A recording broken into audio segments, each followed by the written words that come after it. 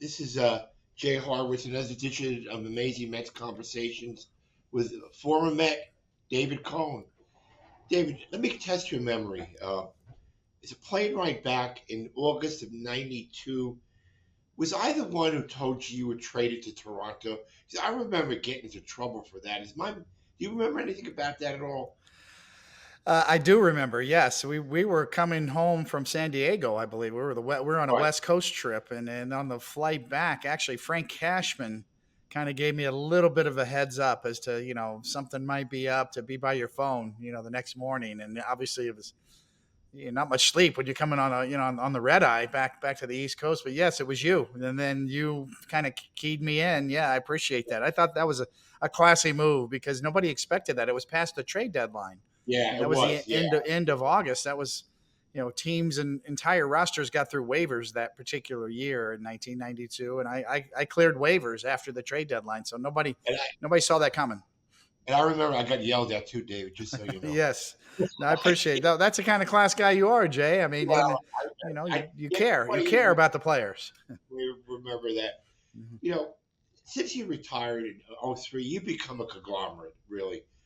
You work for ESPN, Carl Ravitch and Eduardo Perez and Buster, your own podcast, Towing the Slab. And you're reading a book with my friend Jack Curry. Full account, did you see this coming, David, after you left the game?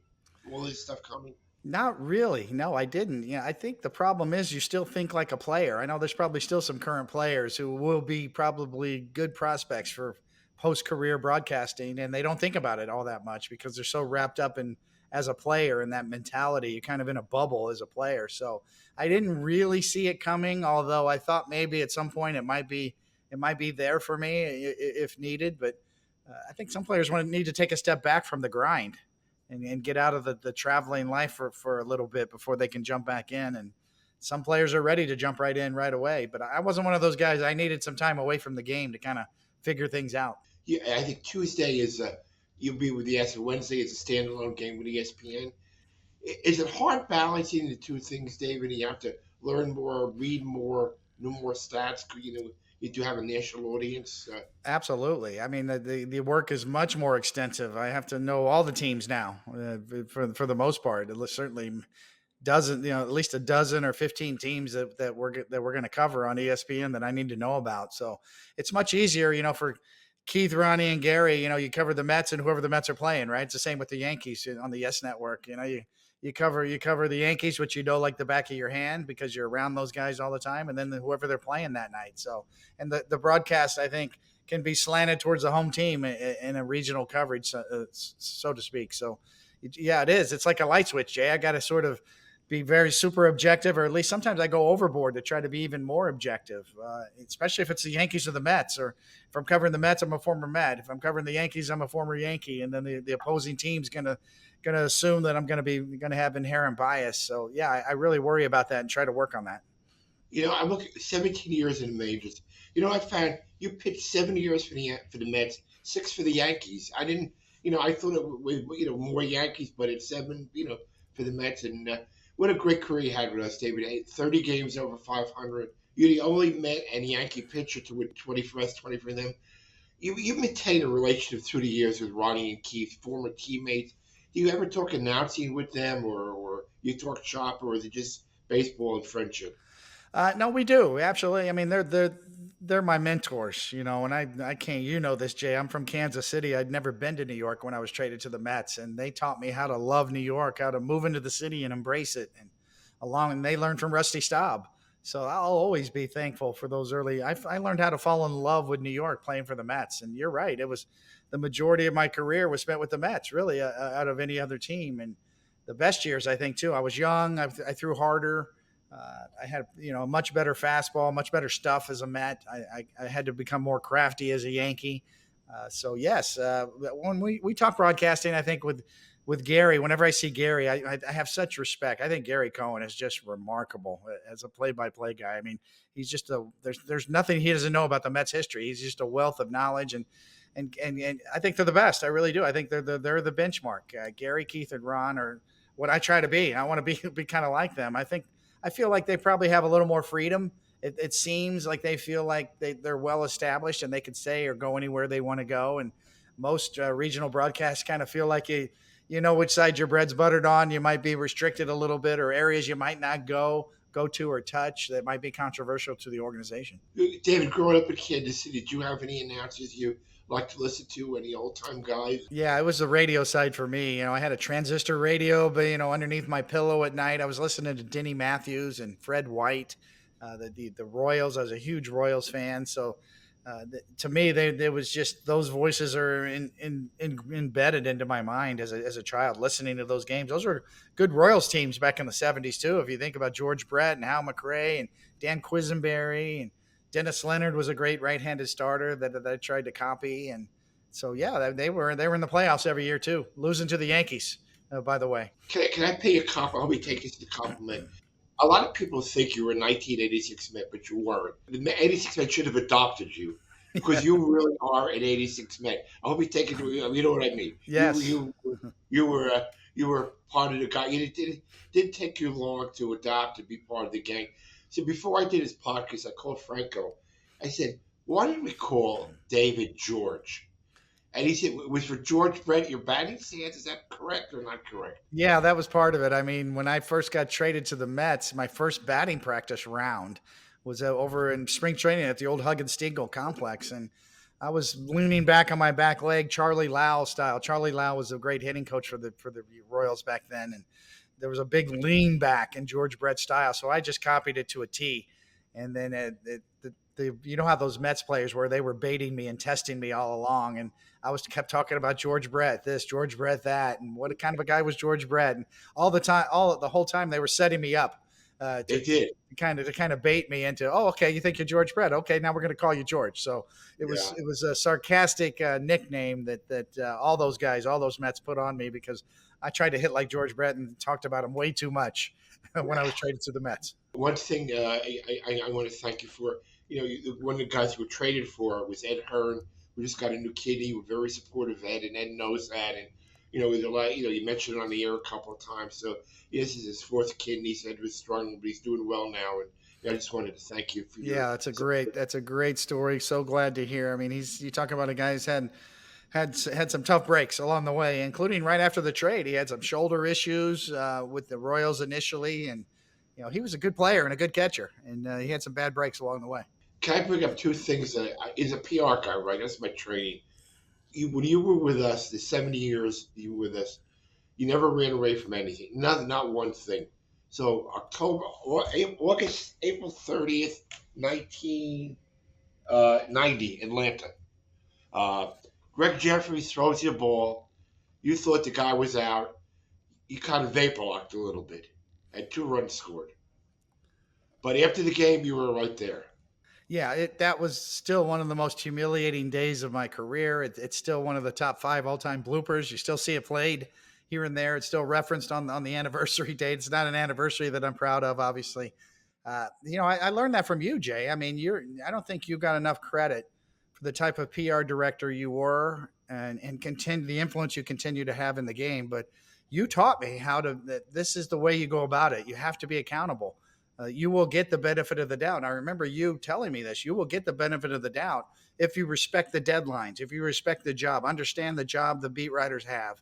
If you just give it to them quickly and they can beat their deadlines, the timing of doing their jobs means a lot to them, then you will get the benefit of the doubt on down the road. And they will kind of not go easy on you, but tell both sides of the story or whatnot. And that was something I learned from you.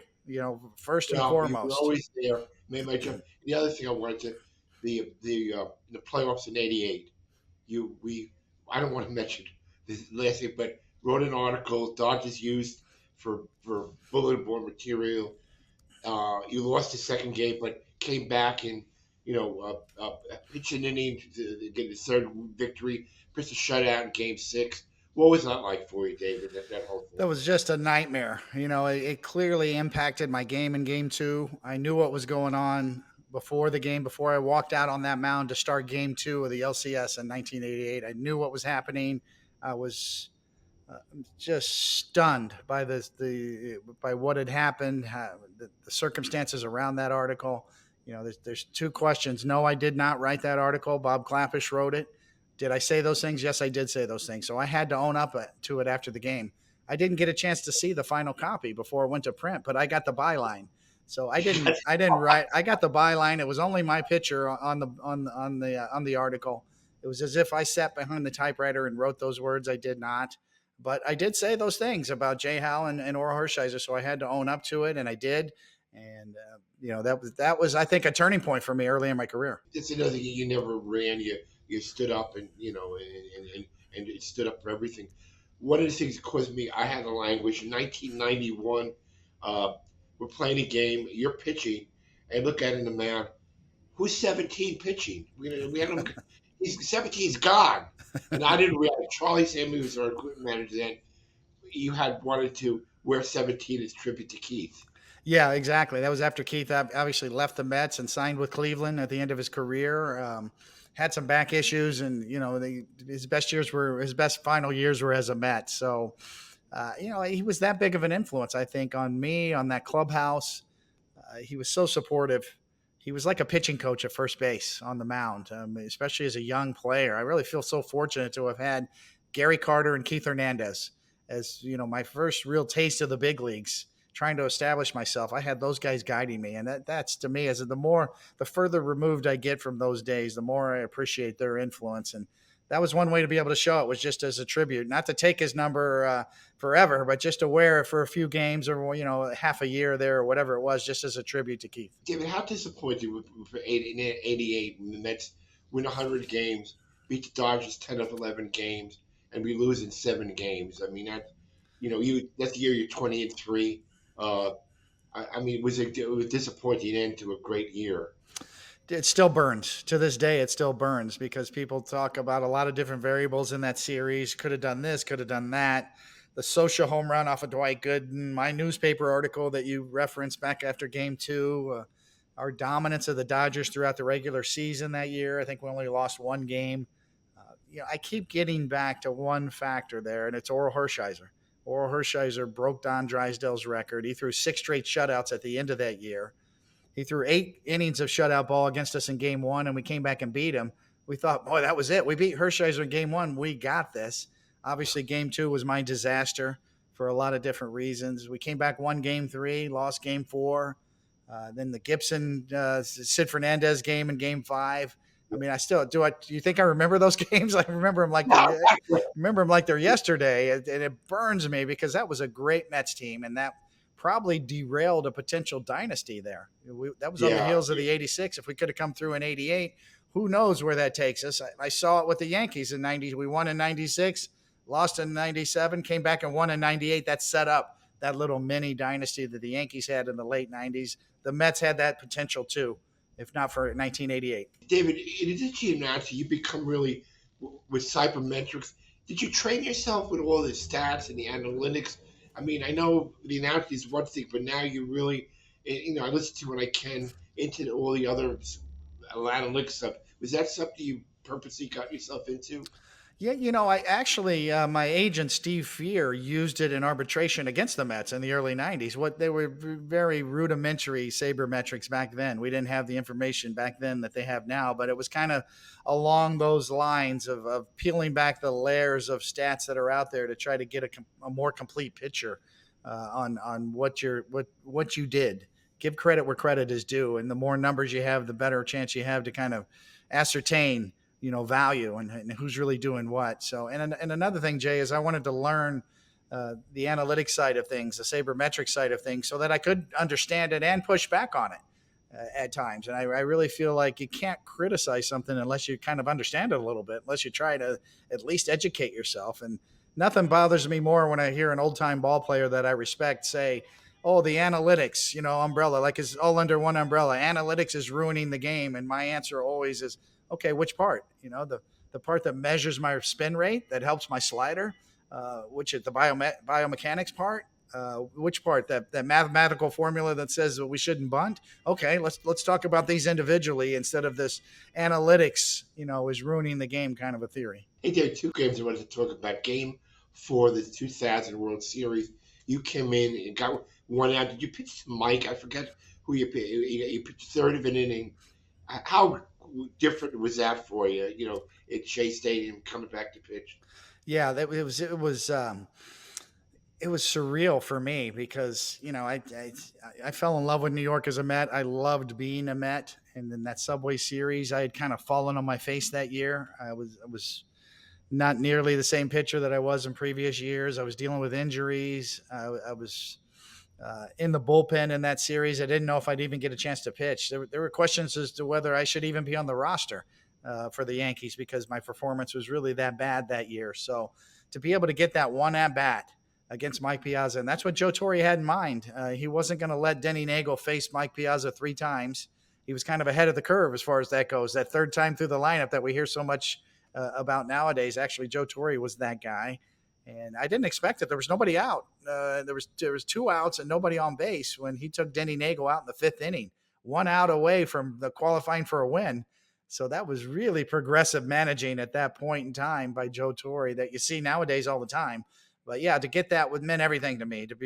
Piazza just missed it too. I think he's such a great hitter. I think he just missed. He popped that ball up to second base.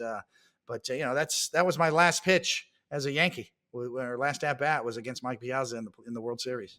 David, what was it one game you threw 160 plus pitches? I forget what summer it was. I mean, that'll never happen today. No, that was against the Giants at Shea Stadium, and right before the trade deadline. I think it was in June or July that year. John Franco was on the DL at the time, and we really didn't have a closer, so I kept Jeff Torborg was the manager and Barry Foote the bench coach, and they kept every inning. I'm fine. Okay, you got 130 something. Okay, no, I'm good. Hey, you got 140 something. I'm okay. Let me go back out there in the 9th inning. By the time I got the 3rd out, I think I had 166 pitches that night and a 1-0 shutout against the Giants. So a lot of pitches, a lot of 3-2 counts, a lot of everything, a lot of strikeouts, a few walks. I mean, I filled up the stat sheet that year, that game. But yeah, that's I'm proud of that game. I really am. 166 pitches, but with the benefit of hindsight, maybe that wasn't such a good idea. David, great career. I mean, 194 wins, 5 World Series, Cy Young, All-Star games. I mean, do you ever think about the whole? I mean, the whole of. I mean, right, not there. I mean, because you're a friend, you should be. I mean, you ever think about the Hall of Fame? More so in recent memory as you can get more information. And this is another thing that has drawn me to, whether it's sabermetrics or analytics or whatever you want to call it, sort of peeling back the layers and looking under the hood at what your numbers really tell you about your career. And career WAR is one thing, wins above replacement. I think when you get around 60 or in that range of a cumulative WAR, that puts you in the conversation. Some of the years I had, I thought, man, that was a better year than I thought because a 1-loss record didn't tell the whole story. And that's what sabermetrics can do for you. That's what analytics can do for you. They can tell you, they can peel back the noise, so to speak, and get to the heart of how you really performed. And so, yeah, I'm happy to have the career I had. I'm happy to be in that argument. I don't know, but it's hard for me to advocate for myself in that regard. I know who the best pitchers of my generation were. I know it was you were right there with Randy Johnson, Pedro Martinez, Glavine and Maddox, Smoltz. I know who they were.